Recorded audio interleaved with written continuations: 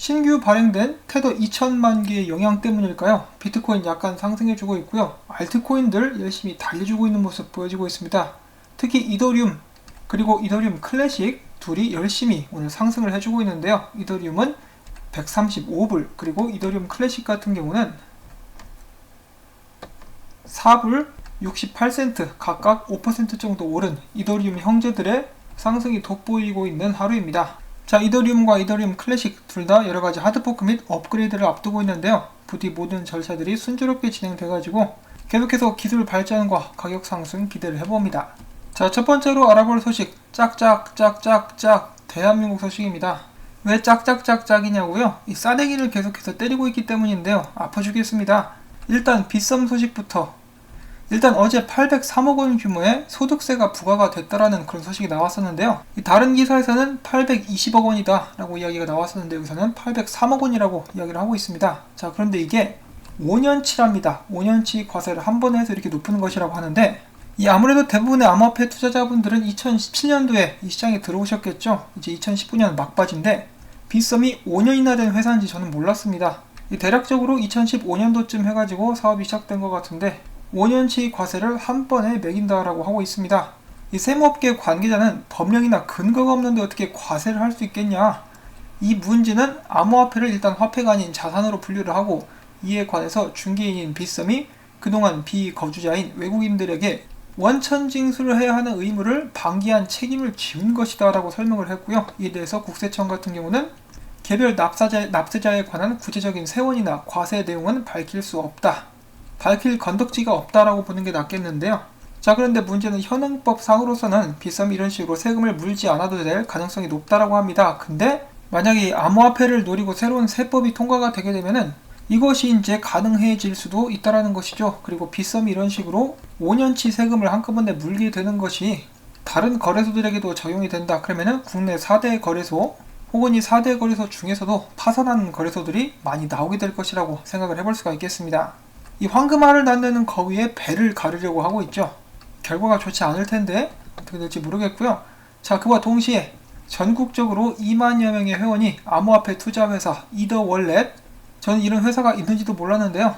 아무튼 이 회사에 의해서 2천억 원가량의 투자금이 증발될 위기인 것으로 나타났습니다. 500여 명의 회원들이 변호사들을 통해서 이더월렛의 주축인 단타, 닥치고 단타 신선생을 상대로 사기와 유사수신 혐의 등의 다른 고소고발 및 민사소송에 착수한 상태입니다.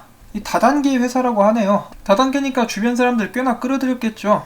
여기서 배울 수 있는 교훈, 남의 말 듣고 투자하면은 안 된다. 투자하기 전에 본인이 직접 깊이 알아보는 습관을 길러야 하겠습니다.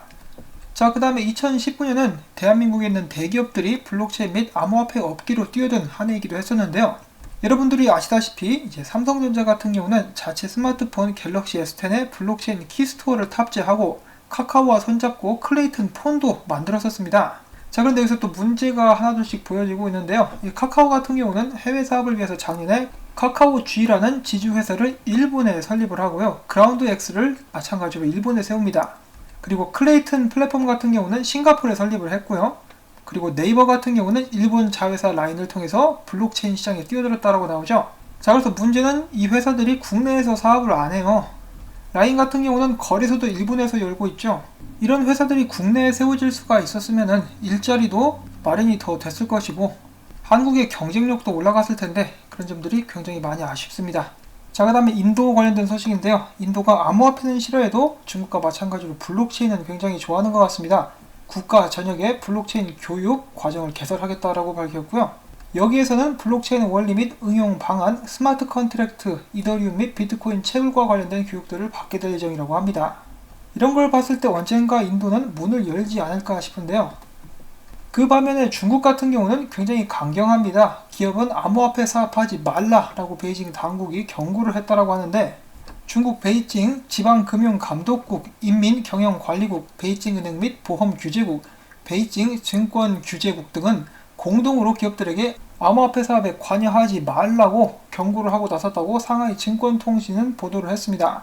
일단 ICO 같은 경우는 원래 원천 금지가 되어 있었는데 이것을 심각하게 위반한 회사들도 있다고 하는데요. 모든 기업들에게 암호화폐 프로젝트나 플랫폼을 육성을 하지 말고 암호화폐 거래 사업에 투자하지 말고 암호화폐와 관련된 어떠한 서비스도 제공하지 말라라고 이야기를 한 것입니다. 근데 이런 것 같은 경우는 얘네들이 곧 있으면 자체 CBDC를 발행을 할 예정이죠. 그것과 경쟁을 하지 않기 위한 그런 움직임이라고도 볼 수가 있겠습니다. 그리고 중국 내 자금이 해외로 빠져나가거나 암호화폐를 통해서 빼돌려지는 것을 방지하기 위함이다라고 볼 수가 있겠죠. 자, 그 다음에 저스틴 선이 이야기합니다. 곧 있으면 비트토렌트 토큰 그리고 비트토렌트가 3일 내로 신규 업체를 인수하게 될 것이라고 하는데요. 과연 어떤 업체를 인수하게 될까요? 기대가 많이 되고 있습니다. 그리고 폴로니엑스 같은 경우는 이 트론과 이 저스틴 선과 깊숙하게 연관이 있는 거래소인데요. 트론 사용자들에게 거래 수수료를 할인해 주겠다라고 밝혔습니다. 무려 최대 30%. 파격적이죠. 2020년을 위해서 준비를 하고 있는 저스틴 선의 모습을 확인을 해볼 수가 있었고요. 그 다음은 이더리움과 관련된 소식이라고 볼 수가 있겠습니다. 이 토큰 회사가 있습니다. 그러니까 토큰화 시키는 사업을 하는 회사가 있는데요. 알파 월렛이라는 곳인데 이들이 유니언 오브 유로피언 풋볼 어소시에이션과 파트너십을 맺고 유로 2020 이 축구 경기에 블록체인을 기반으로 2만여 장의 티켓과 이에 연동된 토큰들을 제공할 예정입니다. 이를 통해서 이더리움 블록체인 상에서 티켓을 발행하게 되고 티켓의 진위 여부를 쉽게 가려내고 티켓이 누구 손에 어떻게 들어갔는지 그런 것도 추적이 가능하고요. 사기꾼 역시 방지하겠다라고 합니다.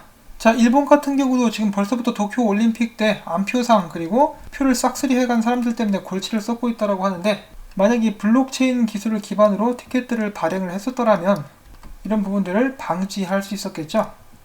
자, 그 다음엔 잠시 쉬어가는 시간 이 삼성의 딥페이크 기술을 사용해가지고 AI가 모나리자 사진을 토대로 모나리자가 이야기하는 그런 모습들을 구현화 시킬 수가 있었다고 합니다. 이 과학기술이 진짜 무섭게 발전하고 있네요. 실제로 이야기하는 것 같죠. 기왕 이렇게 하는 거 눈썹도 좀 심어주지. 자, 그 다음에 이어서 암호화폐 채굴에 관련된 소식인데요. 암호화폐 채굴 하면은 중국이죠. 대부분의 채굴 기업들은 중국의 스촨성의 자리를 잡고 있고 여기를 관리하는 곳이 간쯔짱족 자치부 정부입니다. 이들이 겨울철에는 전력을 제한할 것으로 알려주면서 암호화폐 마이닝 채굴 산업에 전력 제한을 가할 것이라고 합니다. 그렇게 되면은 아무래도 이 암호화폐 채굴에 차질을 빚게 될 것이고 그렇게 됐을 때 해시율이 떨어질 수밖에 없을 것으로 추정이 되고 있습니다. 참고로 코인시어스의 조사에 의하면은 지금 채굴자들의 평균 손익 분기점은 6,300달러라고 하고요. 이것 때문에 사람들은 비트코인 바닥이 이 가격 금방대다라고 이야기를 하고 있는 것입니다. 아직까지는 수익을 잘 낼 수 있는 가격대가 유지가 되고 있는 그런 상황이고요. 자, 그럼 비트코인은 앞으로 어떻게 움직일 것인가 그것도 한번 보도록 하겠습니다. 여기는 이 사람 같은 경우는 역 헤드앤숄더를 그리면서 올라가게 될 가능성이 있다. 그리고 이 상승 채널을 깨고 올라갈 것이다 라고 긍정적으로 바라보고 있는데요. 이 다른 사람들은 아직까지 약간 미심쩍게 생각을 하고 있습니다. 네코지라는 트레이더 이렇게 이야기를 하고 있는데 내가 봤을 적에는 이 비트코인이 7,600달러 혹은 7,700달러까지 올라갔다가 월요일쯤 해가지고 이 미국 시간을 이야기하는 것이겠죠. 떨어질 것 같다.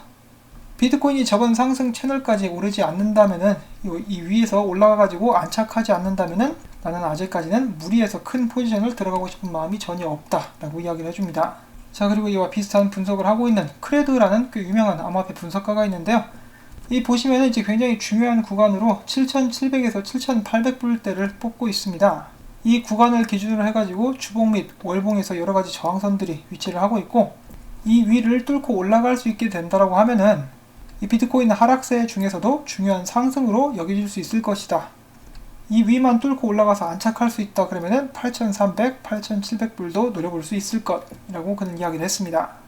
자, 과연 비트코인은 힘을 좀 내줄 수 있을까요? 연말이니까 멋있게 한번 불꽃놀이 쏘듯이 한번 쫙 올려주는 것도 멋질 텐데 말이죠. 자, 아무튼 비트코인 같은 경우는 아직도 하락세에 머물고 있는 그런 상황이고요. 이 추세가 완전히 뒤바뀌기 전까지는 절대로 방심을 해서는 안 되는 그런 상황이라고 볼 수가 있겠습니다. 자, 비트코인이 어제 오늘 힘을 좀 내주자 많은 사람들이 얼씨구나 좋다 하면서 특히 비트파이넥스에서 롱 포지션을 다시 한번 늘려나가고 있는 모습들을 확인을 해볼 수가 있겠는데요.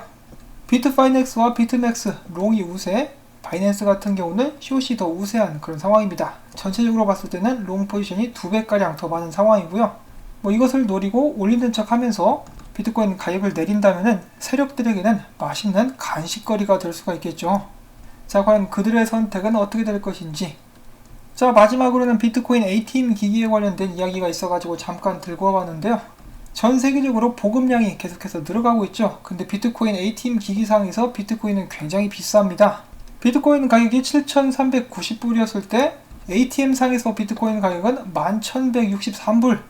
엄청나게 차이가 나죠. 라이트코인이 43불이었을 때 ATM 기기에서는 69불, 비트코인 캐시 같은 경우는 213불이었을 때 266불이었다라고 하니까 엄청나게 중간에서 헤쳐먹고 있다는 것을 알 수가 있겠는데요. 사실 유지비도 들기 때문에 그런 부분들은 이해를 할 수 있을 것 같지가 않습니다. 너무 비싸요. 부디 더욱더 많은 ATM 기기들이 나와가지고 많은 사람들이 이용할 수 있도록 경쟁이 붙어가지고 가격이 좀 더 낮아졌으면 좋겠습니다. 자, 신나는 월요일 여러분들께서 보내고 계시기를 바라고요.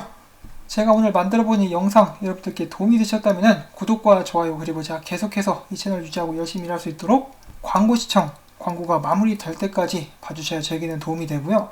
바쁘신 분들은 이 영상을 재생을 시켜 놓으시고 운동도 하시고 물도 드시고 그렇게 해주시면 제 유튜브 채널에 정말 엄청나게 큰 힘이 되겠습니다.